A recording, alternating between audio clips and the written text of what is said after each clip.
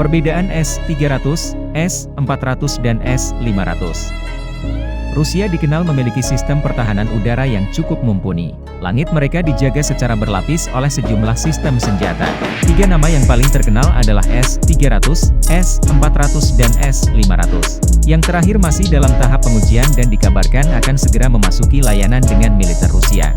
Sistem pertahanan S-300 sudah banyak dijual ke sejumlah negara termasuk Iran yang menjadikan sejumlah negara seperti Israel, Arab Saudi bahkan Amerika Serikat sempat was-was. Sistem ini juga telah dijual ke sejumlah negara lain termasuk Cina. Di atasnya Rusia memiliki S-400, sebuah sistem pertahanan udara yang tengah menjadi pusat perhatian banyak negara setelah ditempatkan di Suriah. Dalam beberapa waktu terakhir Amerika dibuat jengkel dengan senjata ini setelah Turki yang merupakan sekutu NATO memutuskan untuk membelinya. Amerika bahkan mengancam akan memberi sanksi ke Ankara jika melakukan hal itu, termasuk tidak akan mengirimkan jet tempur siluman F-35 yang dipesan Ankara. Amerika juga mencoba menahan upaya India untuk membeli S-400 dengan berbagai cara. Salah satunya dengan menawarkan sistem pertahanan Patriot bahkan THAAD. Sampai saat ini baru Rusia dan Cina yang memiliki S-400. Meski belum pernah terlibat dalam pertempuran, entah kenapa banyak pihak meyakini S-400 adalah sistem pertahanan udara yang menakutkan, termasuk untuk jet tempur siluman. Belum lagi S-400 menunjukkan kemampuan sebenarnya di medan perang, Angkatan Bersenjata Rusia juga akan segera menerima S-500. Prototip dari sistem ini akan segera diterima untuk diuji oleh militer. Pasukan pertahanan udara Rusia kini dilengkapi dengan setidaknya 125 batalion S-300, total sekitar 1.500 peluncur, dan 69 batalion S-400, 552 peluncur, menjadi sistem pertahanan udara bergerak paling canggih di Rusia, sampai kedatangan S-500. Rusia mengubah stok S-300 dan S-400 untuk secara bersamaan bisa membawa berbagai rudal guna menyediakan kemampuan serangan jarak jauh dan pertahanan jarak pendek yang sangat akurat menggunakan rudal homing otonom.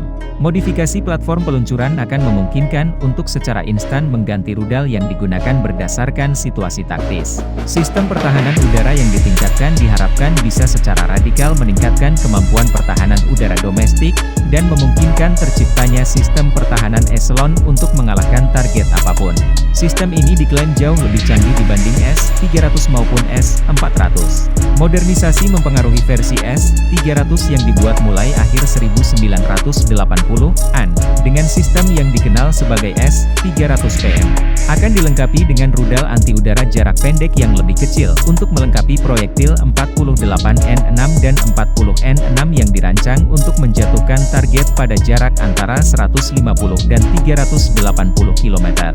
Satu atau lebih dari tabung peluncuran besar S-300 akan diganti dengan 4 rudal 9M96 dan 9M96M yang lebih kecil dengan jangkauan antara 30 dan 120 km dan kemampuan untuk menghancurkan target musuh di ketinggian antara 20 dan 35 km, termasuk rudal balistik jarak pendek.